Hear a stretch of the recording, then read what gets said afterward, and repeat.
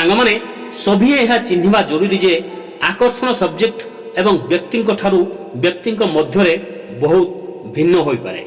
ସାଙ୍ଗମାନେ ଯଦିଓ କିଛି ବ୍ୟକ୍ତି ନିଜ ସମ୍ପର୍କ ବାହାରେ ଆକର୍ଷଣ ଅନୁଭବ କରିପାରନ୍ତି, ଏହାର ଅର୍ଥ ନୁହଁ ସେମାନେ ନିଜ ଅଂଶୀଦାର ଅପେକ୍ଷା ଅନ୍ୟମାନଙ୍କ ପ୍ରତି ଅଧିକ ଆକର୍ଷିତ ହୁଅନ୍ତି। ସାଙ୍ଗମାନେ ସମ୍ପର୍କର ଗତିଶୀଳତା, ବ୍ୟକ୍ତିଗତ ପସନ୍ଦ ଏବଂ ଅନ୍ୟାନ୍ୟ କାରଣଗୁଡ଼ିକ ହେଲା ଏକ ସମ୍ପର୍କ ମଧ୍ୟରେ ଯୋଗାଯୋଗ ଏବଂ ବିଶ୍ୱାସ ଆକର୍ଷଣର ଭାବନାକୁ ନେଗେଟିଭ୍ କରିବା ଏବଂ ନିଜ ସାଥୀଙ୍କ ସହିତ ଏକ ସୁସ୍ଥ ସଂଯୋଗ ବଜାୟ ରଖିବା ପାଇଁ ଗୁରୁତ୍ୱପୂର୍ଣ୍ଣ ହୋଇଥାଏ।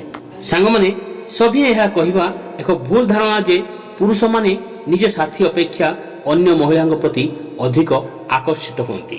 ସାଙ୍ଗମାନେ ଆକର୍ଷଣ ବ୍ୟକ୍ତିଗତ ଠାରୁ ଭିନ୍ନ ହୋଇଥାଏ ଏବଂ ବିଭିନ୍ନ କାରଣ ଯେପରିକି ବ୍ୟକ୍ତିଗତ ପସନ୍ଦ, ସମ୍ପର୍କର ଗୁଣ ଏବଂ ବ୍ୟକ୍ତିଗତ ମୂଲ୍ୟବୋଧ ଦ୍ୱାରା ପ୍ରଭାବିତ ହୋଇଥାଏ।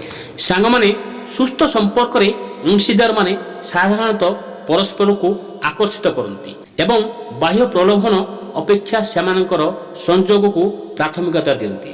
ସାଙ୍ଗମାନେ ଆକର୍ଷଣ ଜଟିଳ ଏବଂ ବ୍ୟକ୍ତିଗତ ହୋଇପାରେ।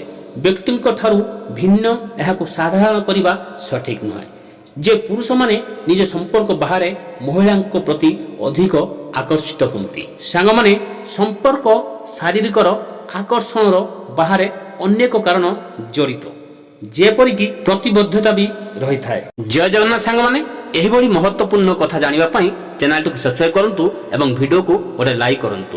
ଜୟ ଜଗନ୍ନାଥ।